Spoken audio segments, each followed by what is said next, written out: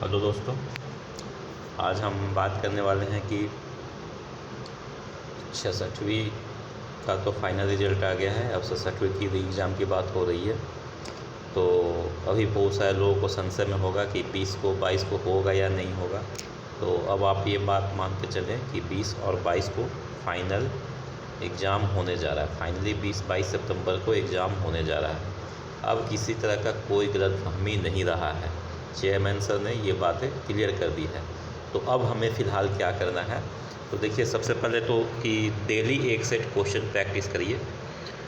हर दिन एक set question practice करिए, ठीक है। उसके बाद क्या करना है, तो analyse the previous set with all possible options.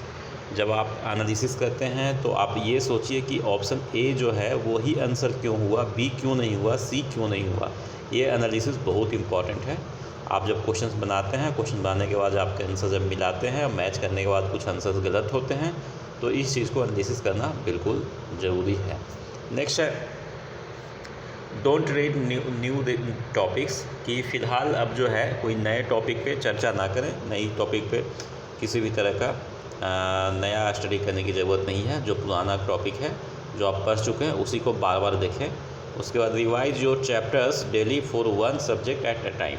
एक बार में एक चैप्टर्स को आप पकड़ें और उसको पूरी तरीके से रिवीजन करने के बाद नेक्स्ट डे नेक्स्ट चैप्टर की कोशिश करें। अगर आप ऐसा कर लेते हैं तो काफ़ी अच्छी बात है। उसके बाद नेक्स्ट है कि current affairs should be given importance, की मतलब जो करंट अफेयर्स है वो आपको याद रखिए। कम से कम जनवरी से लेके मार्च अगस्त के तक का पूरा करंट अफेयर्स अच्छे से गेट बाई हार्ट होनी चाहिए।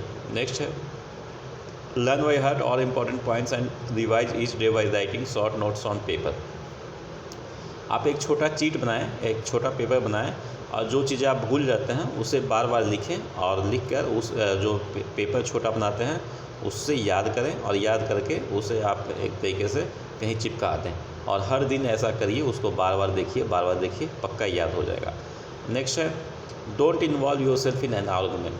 अब मैं ये बोल रहा हूँ कि किसी तरह का अभी सत्ता परिवर्तन हुआ है तो आपसी दोस्त में ये इन चीज़ों को लेकर चर्चा होती रहती है। पॉलिटिक्स को लेकर होती रहती है, क्रिकेट को लेकर चर्चा होती रहती है। ठीक है, चर्चा करिए पर आर्गुमेंट मत करिए, किसी से बहस मत करिए। अगर बहस के वजह से आपका टाइम वेस्ट होता है तो वो अच्छी बात नहीं है। अगर आप बहस करते हैं तो ये सामने वाले को बोलिए भाई तू जीत गया, मैं हार गया। ये करके आप कंक्लूजन निकाल के आप वहाँ से क्विट कर जाइए, बहस को, आर्गुमेंट को क्विट कर जाइए, ठीक है। उसके बाद है कि date is not going to change so don't let your career ruined by so call student politician. ये बोला जा रहा है कि कुछ पॉलिटिशियंस लोग हैं, जो स्टूडेंट लोग हैं, वो ट्विटर और ये कैंपेन करेंगे।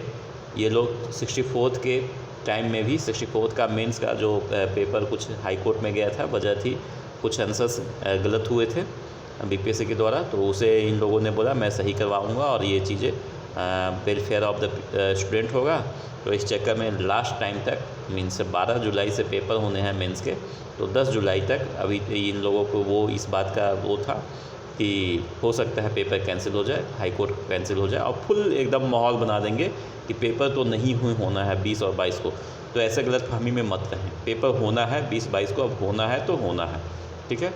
तो ये आप अपने आप से वो रख लें, ऐसे लोगों से दूर रहें।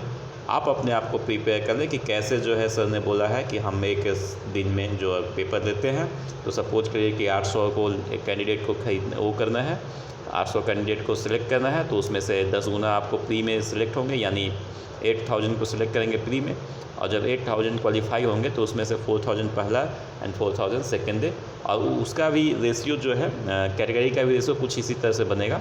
तो आप इन चीज़ों को माइंड मेकअप कर लीजिए और ये इतना मेकअप कर लीजिए कि परसेंटाइल क्या है नहीं है इस पर फोकस ही मत करिए। बस ये मानिए कि आपको 20 या 22 जिस दिन भी आपका पेपर होता है आपको 100% करके आना है।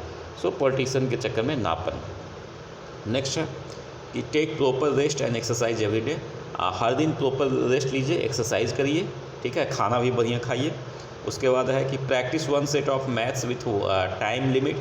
ये 10 क्वेश्चन जो मैथ का है काफ़ी इंपॉर्टेंट होता है। लोग 3-4 पे अटकते हैं तो वो सिलेक्शन में बाद में बहुत अफसोस होता है कि कुछ क्वेश्चन ईजी होने के बाद 1-2 नंबर से रुक जाते हैं तो दिक्कत आती है। उनको लगता है मैथ तो हम कर सकते थे ना, बाकी जीएस जीके में हमें गड़बड़ी हुई, तो मैथ बचाव करने के लिए काफ़ी इंपॉर्टेंट है यहाँ पे। तो एक मैथ का रोज़ करिए और प्रैक्टिस PYQ ऑफ मैथ और लास्ट ईयर का जो प्रीवियस ईयर क्वेश्चन बैंक है उसको भी प्रैक्टिस करिए। नेक्स्ट है सोल्व और PYQ ऑफ लास्ट 20 ईयर्स। तो लास्ट के 20 साल का जितना भी PYQ है प्रीवियस ईयर्स क्वेश्चन उसे ज़रूर बनाइए, उसे ज़रूर देख कर जाइए। ठीक है, अभी के लिए इतना ही। Thank you.